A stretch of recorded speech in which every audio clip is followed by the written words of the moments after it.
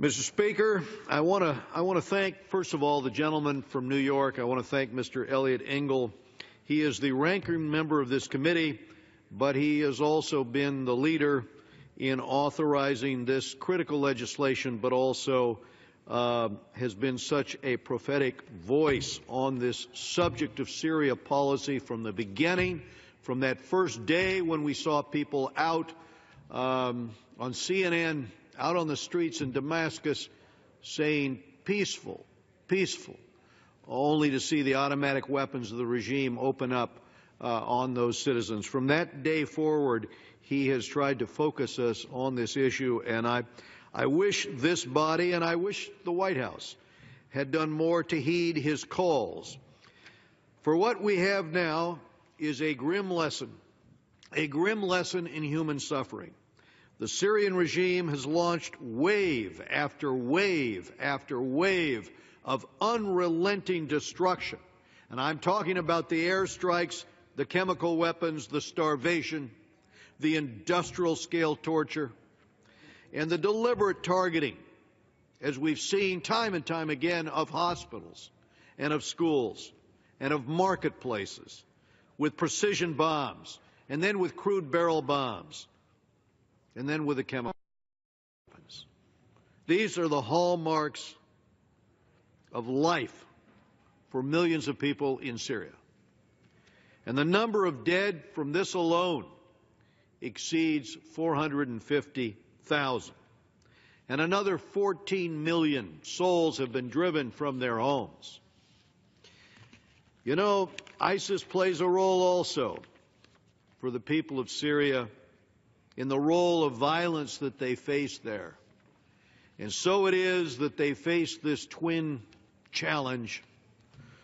But it's Bashar al-Assad and his backers that have this instrument of death from the air, this capacity.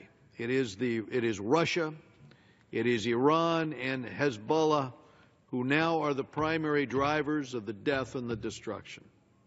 It is the Russian and Syrian fighter planes, helicopters that drop these bombs on these hospitals and schools. And it is Hezbollah and it is the IRGC fighters from Iran and the commanders who besiege cities, who burn the crops and prevent food and water and medical supplies from reaching cities. It is Assad's secret police and intelligence group, the intelligence apparatus of maybe 14 different agencies, who kidnap and then torture and then get new names from those they've killed and then go out to repeat that process and murder civilians from every ethnic group and every political party, whether Sunni or Shia or Christian or Alawite. None are safe. We've gone through in the committee some of the there was tens of thousands of photographs, but I think we've identified 11,000 souls, people in these photographs that were individually killed, tortured and killed in the prisons, Assad's prisons. And there is this bizarre, I've never understood it, this bizarre focus on recording every death. That's why we know the numbers. Recording the death and putting a number on that body and cataloging this. For some reason, totalitarian regimes have done this, you know, from the Soviet era to the Nazis to Pol Pot. And for whatever reason, this practice continues. The Foreign Affairs Committee heard the agonizing testimony from Syrians caught in this horror, including the brave Syrian defector known to the world now as Caesar, and for whom this bill is named, who testified to us of the shocking scale of torture being carried out within the prisons of Syria. It was his job for the regime to document this with his camera. Throughout all of the suffering, the administration has failed to use the tools at its disposal. Time after time, when given the opportunity to take steps to stop this suffering, the administration has decided not to decide. And that itself, unfortunately, has set a course where here we sit. And we watch, and the violence only worsens. Mr. Speaker, America has been sitting back and watching these atrocities for far too long.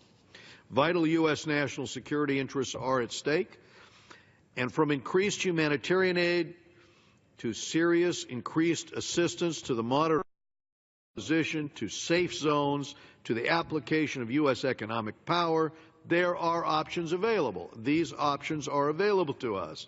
This particular legislation is designed to increase the cost to Assad and to his outside backers by targeting the sectors of the economy that allow Assad to murder with impunity.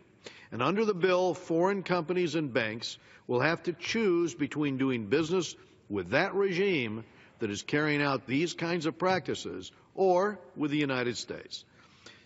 For there to be peace in Syria, the parties must come together.